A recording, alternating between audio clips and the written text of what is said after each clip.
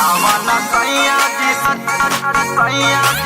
आवाना सैया जी सूतन चपाटे।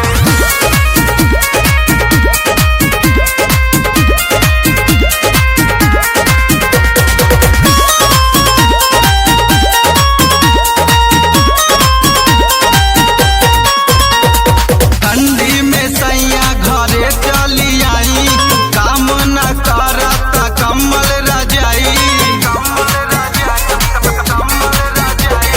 ठंडी में सैया घरे चली आई, काम न करता कम्बल रजाई। कबले रही हम अकेले दबके, आवाना सैया जी सूता चपके।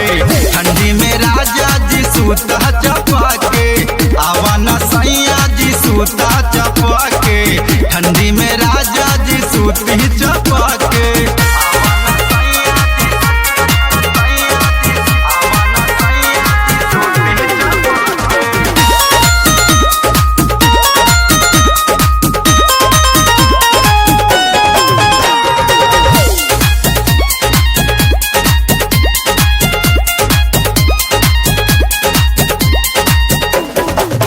कितनो तापी ले पुअरा के आगी हो, तब भीतर के गर्मी न जागी हो।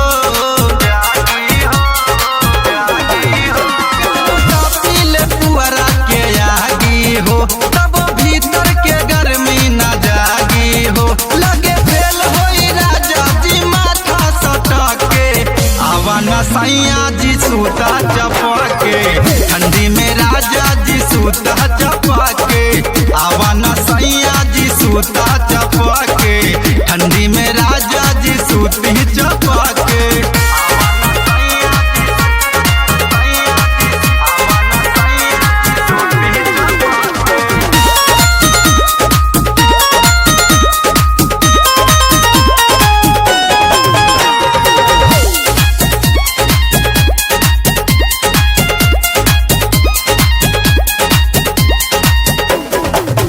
बहे जब जब शीतली बयारिया हो, कांपे थर थर सारा शरीरिया हो।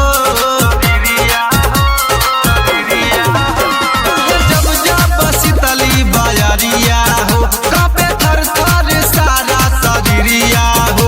अरे मन करे भरली तोहके लपके, आवाना सैया जी सूता चपके।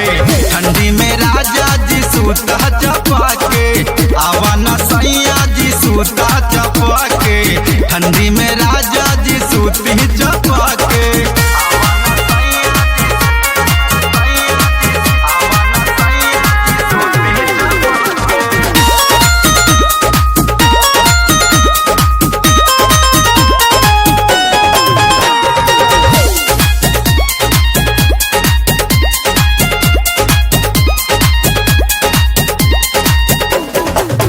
मनीष देवरा न मानेला बतिया के, तंग करे जवानी अक्षरतिया के।